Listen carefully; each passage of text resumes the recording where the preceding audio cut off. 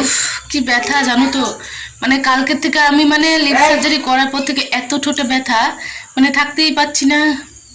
আর এই নিয়ে আমি কালকে একটু গেছি লিপস্টিক কিনতে, যে ঠোঁটটা এত মোটা করেছি লিপস্টিক তো পরতে হবে। এবার দোকানদার লিপস্টিকের দাম বাড়িয়ে দিয়েছে, কি জ্বালা বলো তো।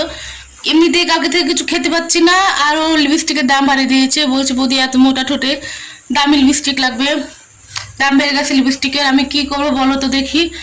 আমি একটু হট হতে চেয়েছি, যে তোমরা সবসময় কমেন্ট করে জানাও যে বৌদি ঠোঁট মোটা, মানে আমি অনেকে ভিডিওতে দেখি যাদের মোটা ঠোঁট, তোমরা অনেক সুন্দর সুন্দর কমেন্ট করো, কি সুন্দর ঠোঁট, কি সুন্দর হট ঠোঁট। তো আমি ওটা দেখে মানে আমি মানে পাগল হয়ে গিয়ে মানে ডিসিশনটা নিয়ে নিলাম যে আমিও ঠোঁট মোটা করবো। বাট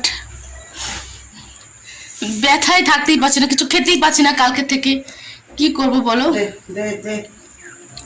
আর তোমরা একটু জানিও তো কেমন হট হয়েছে আমার ঠোঁট, মোটা হয়েছে তো কেমন লাগছে। আগে থেকে তো নিশ্চয়ই ভালো লাগছে, আমার কাছে তো খুব সুন্দর লাগছে। কি ব্যথা, সে যাই হোক, কালকে থেকে কিছু খেতেই পাচ্ছি না। আর এই আর হবে না, ব্যথা হবে না বলো, এই সুই দিয়ে গুতিয়ে গুতিয়ে গুতিয়ে গুতিয়ে ঠোঁট মোটা করেছে। এমনিতে তো আমার ঠোঁট মোটা না, এই গুতিয়ে গুতিয়ে যদি মোটা করে তাহলে, আর সুইয়ের গোটা খেয়ে আমার মানে ঠোঁটের অবস্থা কি হয়ে গেছে তোমরাই দেখো। সে যাই হোক, একটু ব্যথা আছে, কমে যাবে। কিন্তু আমি তো হট হয়েছি বলো, আগের থেকে তো হট হয়েছি তোমাদের জন্য। ব্যথা। আর তোমরা সবাই বলছো বৌদি তোমার মানে লিপ সার্জারি করার পরে কেমন লাগছে একটু দেখাও। এ তো মানে আমি ভাবছিলাম যে একদম ফিটফাট হয়ে আসবো, বাট ফিটফাট কি করবো বলো। তার আগেই তোমরা দেখতে চাচ্ছ এত পরিমাণে, এই জন্য দেখিয়ে দিচ্ছি।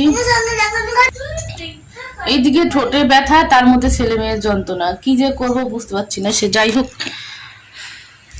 লাইভে আসলে এত মোটা মোটা ঠোঁট দেখে নিশ্চয়ই তোমরা কমেন্টে বলবে যে আমার ঠোঁটগুলো অনেক সুন্দর হয়েছে। তো সে যাই হোক, এর জন্যই তো সব করা, তোমাদের জন্যই সব করা।